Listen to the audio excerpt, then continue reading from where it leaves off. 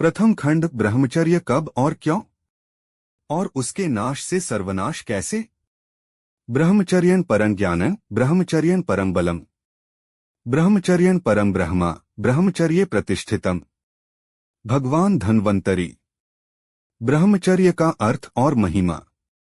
ब्रह्मचर्य क्या है? ब्रह्मचर्य शब्द का अर्थ क्या है? ब्रह्मचर्य क्यों धारण करना चाहिए?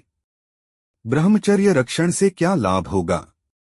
ऐसे अनेकों प्रश्न हैं जिनके उत्तर प्रत्येक मनुष्य समझना चाहता है।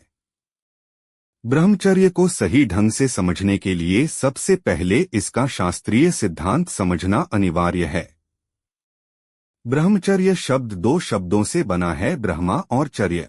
ब्रह्मा शब्द का अर्थ है ईश्वर, वेद, ज्ञान, वीर्य और चर्य शब्द से अर्थ है चिंतन, उपार्जन, अध्ययन, रक्षण, अर्थात ईश्वर का चिंतन, वेदों का अध्ययन, ज्ञान का उपार्जन और वीर्य रक्षण करना। सामान्यतः आज के समय में ब्रह्मचर्य से केवल वीर्य रक्षा का अर्थ ही लिया जाता है, परंतु पूर्ण ब्रह्मचर्य तो यह है कि भद्रं कर्णेभ्यः शृणुयाम देवा भद्रं पश्यमाक्षभिर्यजत्राः, यजुर्वेद 25/21। अर्थात कानों से सदा भद्र उत्तम अवर्ण करें, आँखों से सदा भद्र देखें, जीभ से पवित्र पदार्थों का ही सेवन करें, नाक से दिव्य गंध लें, हाथों से सत्कर्म करें, पैरों से भगवान के मंदिरों एवं तीर्थों में जाएं, मन से विषयों का चिंतन भी न करें। तात्पर्य यह है कि इंद्रिय मात्र का संयम ही पूर्ण ब्रह्मचर्य है। महर्षि व्यास ने योग दर्शन का भाष्य करते हुए कहा है, ब्रह्मचर्य गुप्तेन्द्रिय स्योपस्थस्य संयमः। यह अत्यंत दुःख का विषय है कि जिस भारतवर्ष में कभी ब्रह्मचर्य ही जीवन की रीढ़ हुआ करता था, जहां ब्रह्मचारियों का गौरवपूर्ण स्थान था, आज वही भारत ब्रह्मचर्य के अभाव से जर्जर होता जा रहा है। जिस भूमि ने कभी वीर्य शक्ति, संयम और आत्मबल के बल पर ऋषियों, मुनियों और महान आत्माओं को जन्म दिया, आज वही भूमि वीर्यहीनता और सत्वहीनता के कारण मानसिक, नैतिक और आत्मिक पतन की ओर बढ़ रही है। ब्रह्मचर्य कब, क्यों और कैसे? आज देश के लाखों बालक बालिकाएं आधुनिकता और विकृत मनोरंजन के प्रभाव में पड़कर किशोरावस्था में ही आत्मसंयम खो बैठते हैं। गलत आदतों, असंयमित आचरण और अशुद्ध विचारों के कारण वे युवावस्था में पहुंचने से पहले ही अपनी अमूल्य वीर्य शक्ति को नष्ट कर बैठते हैं। परिणामस्वरूप वे बुद्धि, बत, तेज, ओज और उत्साह से हीन हो जाते हैं और जीवन की दौड़ में पिछड़ने लगते हैं। यह स्थिति न केवल व्यक्तिगत पतन है, बल्कि राष्ट्रीय ऊर्जा, प्रतिभा और भविष्य के लिए भी एक गंभीर संकट है। ब्रह्मचर्य का पुनर्जागरण हो, इस संकट से उबरने का मार्ग है, यही शारीरिक, मानसिक और आत्मिक पुनरुत्थान की कुंजी है। संयम, नियम, साधना, सुख और मनुष्यत्व का व्यापक क्षय हो रहा है। देश के युवाओं की सुरक्षा केवल ब्रह्मचर्य से ही संभव है। प्रत्येक व्यक्ति में आत्मिक, मानसिक और शारीरिक 3 प्रमुख शक्तियां विद्यमान होती हैं, जिनका संरक्षण ईश्वर, वेद और वीर्य की समुचित रक्षा से घनिष्ठ रूप से जुड़ा हुआ है। ईश्वर का संबंध आत्मिक शक्ति से, वेद ज्ञान का मानसिक शक्ति से और वीर्य रक्षण का संबंध शारीरिक शक्ति से है। ईश्वर शक्ति के बिना आत्मिक शक्ति नहीं बढ़ सकती, वेद ज्ञान के बिना मानसिक शक्ति नहीं बढ़ सकती और वीर्य रक्षण के बिना शारीरिक शक्ति स्थिर नहीं रह सकती। इसलिए आत्मिक शक्ति, मानसिक तेज और शारीरिक वीर्य को सदा सुरक्षित रखना, कभी भी भोगों में गिराकर उसका क्षय न होने देना, यही ब्रह्मचर्य का कठिन तप है। न किन्निदभद्याप्रोति ब्रह्मचर्यव्रते स्थितः। सुक्ति अर्थात ब्रह्मचर्य व्रत में स्थित रहने से तनिक भी भय नहीं रहता।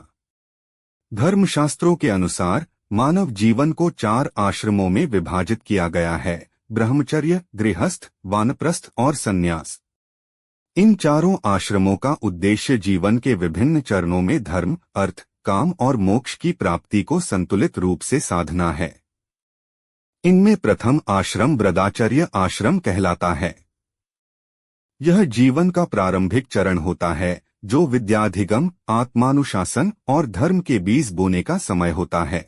इस काल में व्यक्ति गुरुकुल में रहकर गुरु से वेद, शास्त्र, आचार और संयम का ज्ञान प्राप्त करता है। ब्रह्मचर्य आश्रम का मुख्य उद्देश्य है जीवन के उच्चतर लक्ष्यों की प्राप्ति के लिए व्यक्ति में एक मजबूत नैतिक और बौद्धिक आधार तैयार करना। इसके बाद गृहस्थाश्रम आता है, जो समाज में कर्तव्यों का पालन करते हुए धर्म, अर्थ और काम की सिद्धि का समय होता है। फिर वानप्रस्थ आश्रम, जिसमें सांसारिक जिम्मेदारियों से विमुख होकर व्यक्ति मोक्ष की ओर अग्रसर होता है। अंतः संन्यास आश्रम में पूर्ण वैराग्य के साथ केवल मोक्ष की प्राप्ति ही जीवन का ध्येय रह जाता है। ब्रह्मचर्य ही जीवन है और वीर्यनाश ही मृत्यु है, अर्थात ब्रह्मचर्य ही जीवन का मूल है और वीर्य का नाश ही वास्तविक मृत्यु है। ब्रह्मचर्य न केवल इस लोक और परलोक के समस्त सुखों का आधार है, अपितु यह चारों पुरुषार्थों धर्म, अर्थ, काम और मोक्ष का भी मूल है। यही ब्रह्मचर्य मुक्ति का द्वार खोलने वाला महान साधन है। वीर्य मनुष्य के शरीर और चेतना की अत्यंत बलशाली, दुर्लभ और अमूल्य संपदा है। इसी दिव्य शक्ति के संरक्षण से मनुष्य देवत्व को प्राप्त करता है और इसके नाश से वह अधःपतन की ओर बढ़ता है। वीर्य की रक्षा से ओज, तेज, धैर्य, बुद्धि, स्मृति और आत्मबल की वृद्धि होती है। जिस पुरुष ने ब्रह्मचर्य का पालन नहीं किया, वह बाह्य रूप से चाहे जितना सफल दिखाई दे, परंतु आत्मिक और चारित्रिक दृष्टि से कभी भी उच्च पद को प्राप्त नहीं कर सकता। ब्रह्मचर्य के बिना न तो आत्म साक्षात्कार संभव है, न ही स्थायी शांति और मोक्ष की प्राप्ति। इसलिए कहा गया है, ब्रह्मचर्य ही जीवन की ऊंचाइयों की सीढ़ी है और यही सच्चे अर्थों में आत्मविकास का प्रथम चरण है। आत्म निःसंदेह ब्रह्मचर्य ही हमारी समस्त विद्या, वैभव, सौभाग्य और आध्यात्मिक प्रकाश का मूल कारण है। यही वह शक्ति है जो हमें श्रेष्ठता, आत्मस्वातंत्र्य और पूर्ण उन्नति की ओर अग्रसर करती है। ब्रह्मचर्य कथ क्यों और कैसे? ब्रह्मचर्य के दो प्रकार बताए गए हैं, नैष्ठिक और उपकुर्वाण। जो व्यक्ति जीवन पर्यंत ब्रह्मचर्य का पालन करता है, वह नैष्ठिक ब्रह्मचारी कहलाता है। ऐसा ब्रह्मचारी आजीवन अविवाहित रहकर आत्मसंयम, साधना और ज्ञान में रत रहता है। उसका जीवन पूर्णतः त्याग, तपस्या और आत्मनियंत्रण पर आधारित होता है। शास्त्रों में ऐसे ब्रह्मचारी को देवतुल्य, पूज्य और उच्चकोटि का सिद्ध महापुरुष कहा गया है। वहीं जो ब्रह्मचारी गुरुकुल में रहकर शिक्षा और विद्या प्राप्ति के काल में ब्रह्मचर्य का पालन करता है और विद्या समाप्त होने के पश्चात गृहस्थाश्रम में प्रवेश करता है, उसे उपकुर्वाण ब्रह्मचारी कहा जाता है। यह ब्रह्मचर्य सीमित काल के लिए होता है, किंतु इस अवधि में भी उसे पूर्ण